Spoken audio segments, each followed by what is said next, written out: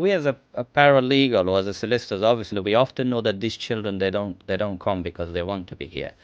At the beginning, when you start working with young people, you feel like that it will be a big challenge. When you're young and you're forced to start a new life in a strange country far away from your home, you face many challenges. And the new society can be very confusing and overwhelming. Some young people are being united with their family in the UK, but some have to travel alone and face years of insecurity before being sent back or grant leave to remain. Wasim is a young Afghan teenager who is trying to find his way in the UK.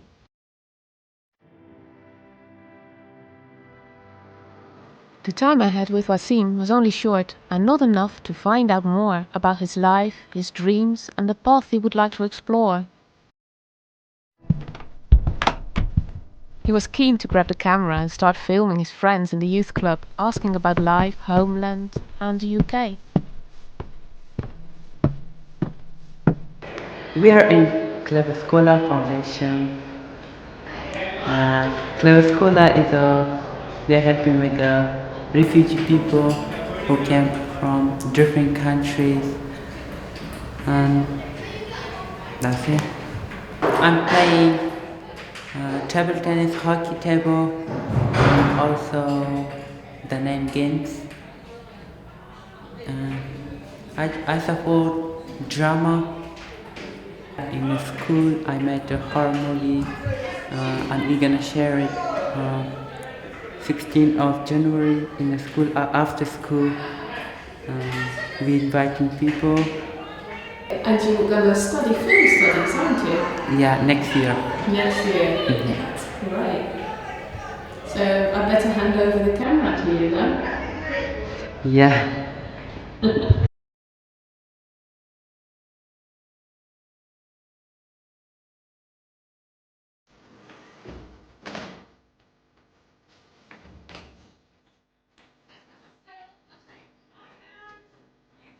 I know seeking asylum is very difficult in the UK and the chances of being granted leave to remain are small. They have a rule system in the United Kingdom where they cannot send not just Afghan, any other minors that comes here till they reach the age of 18. They can't send back to their country, but they are still interested to know what had happened and why they're here. And often Home Office, according to their age, and I give an example because it's easy to work it out. So if somebody is 15, the Home Office will give him a 2.5 years visa. That means the asylum will be turned down. They don't believe what he said. But because he's a minor, the Home Office is willing to give him 2.5 years to stay in this country, to go to school, to have an education. And then once he's 17 and a half, they will relook at his either the minor will apply for an extension, but 99.9% it gets refused. And then they will want you to stay on, and that's when the Home Office will ask for fresh evidence and fresh documentation about their problem. Once they get a full refugee status visa, often I had only one success case that he had 2.5 years visa. We applied, they refused it. We went to the court, and the court has given him refugee status. And I told them, now is your opportunity. You're an adult. You're an 18. You should stay away from the trouble. He was a good kid anyway, so we advised him to go to college, to university. But he goes, yeah, you smile, and I smiled at him. I said, everything is over. And he turned back to me when he was leaving my office. He said, no, nothing is over. It's just one part of my horrific life is over.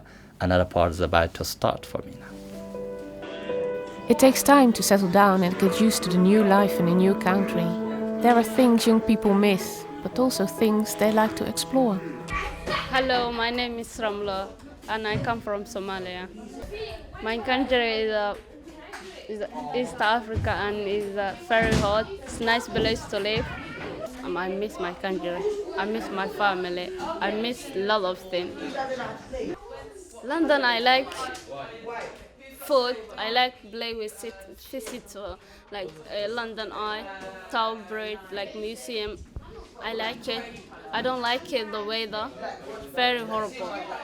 What they have dreamed and what their parent or their uncle or the smuggler or whoever that was told them, they face a totally different England, a different totally United Kingdom.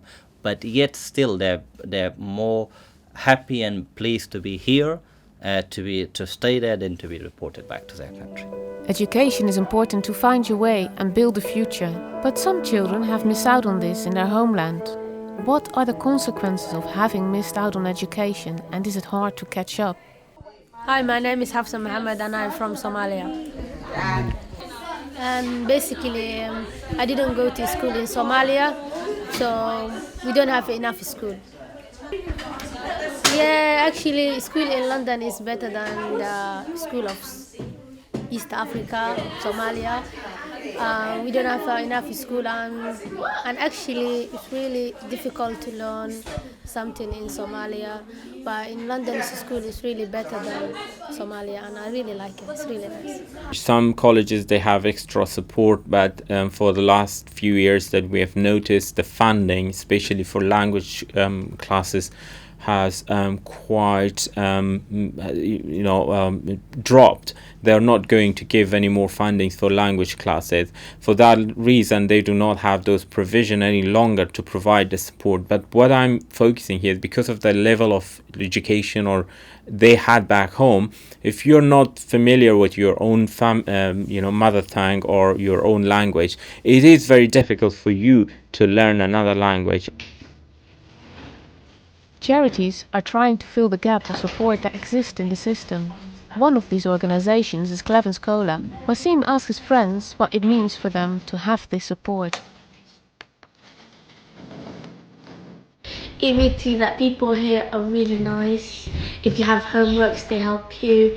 If you have kind of problems, if you want to talk about it, it helps you. Yeah. Yeah, we're doing every Wednesday and Thursday and Saturday we have a club. Well, I go to homework club on Wednesdays and youth club on Thursdays. I still have contact with a few of them. They've gone to universities and they still contact me and ask me for advice if they need anything. I'd always call them when they come to my office. I said, "How are you, survivor?" rather than calling them a minor. And they like to be called survivor because they think what they have been through, no one else has been through.